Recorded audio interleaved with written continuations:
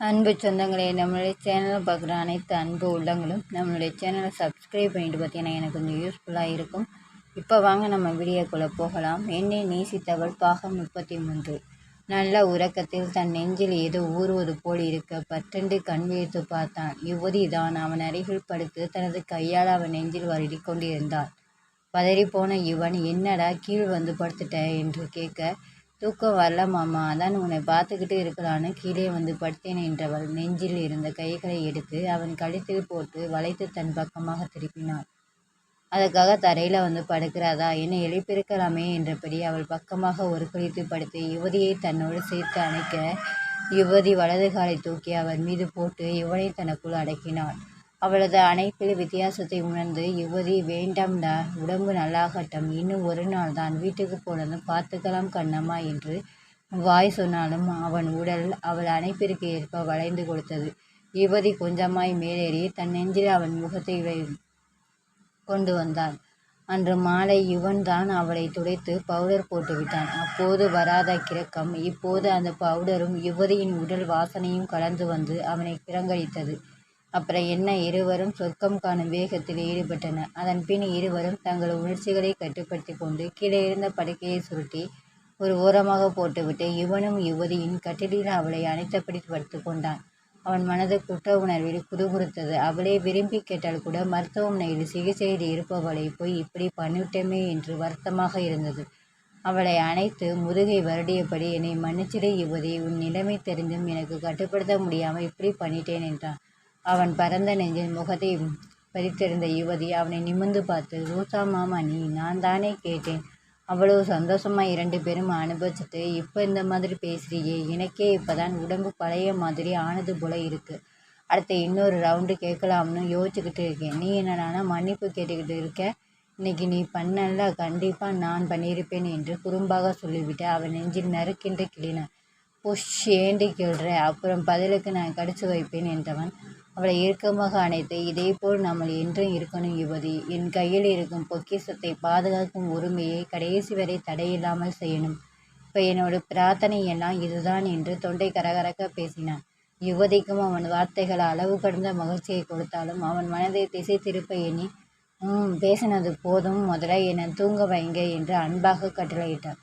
உத்தரவு மகாராணி என்று சிரிப்புடன் கூறிவிட்டு அவளை தன் மீது கிடத்தி கூந்தலை மென்மையாக வருடியபடி மெல்லிய குரலில் காதில் காதல் வார்த்தைகளை பேசியபடி தூங்க வைத்தான் இவன். மறுநாள் காலை யுவதிக்கு தையல் பிடித்தார்கள். காயம் முற்றிலும் ஆறிவிட்டு இருந்தது.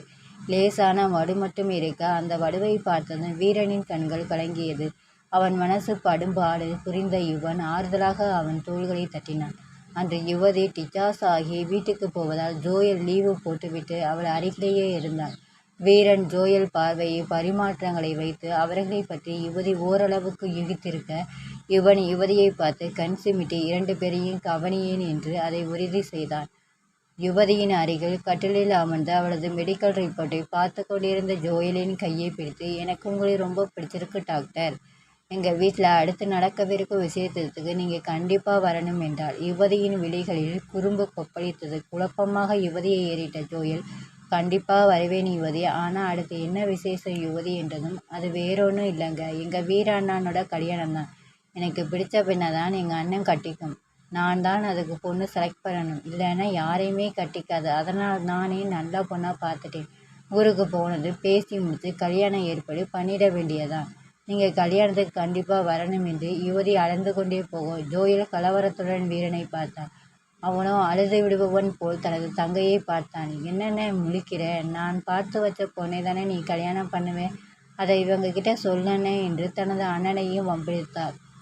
வீரன் தங்கையின் வார்த்தையை தட்ட முடியாதவனாக ஜோயலை பார்த்து, ஆமாம், என் தகச்சிக்கு பிடிச்சவ காலத்துல தான் தாலி கட்டுவேன், இல்லைனா காலமெல்லாம் இப்படியே இருப்பேன் என்று வேதனையுடன் கூறினாலும் என் தங்கையை மீறமாட்டேன் என்ற உறுதி அவன் குரலில் இருந்தது. கண்ணீரை மறைக்க ஜோயல் தலை குனிய வீரன் தவிப்புடன் அவளை பார்த்தான்.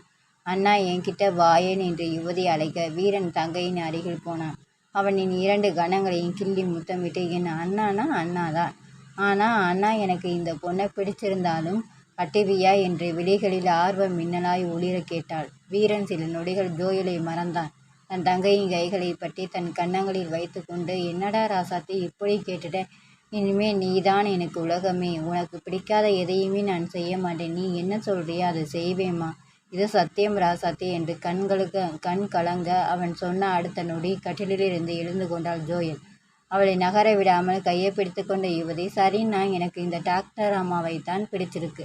அதனால இவங்களையே கட்டிக்க, சரியா என்று குறும்புடன் கூறியதும் வீரன் முகம் மத்தாப்பூவாய் மலர யுவதி கண்ணு என்று தங்கையின் கன்னத்தை கைகளில் தாங்கினான்.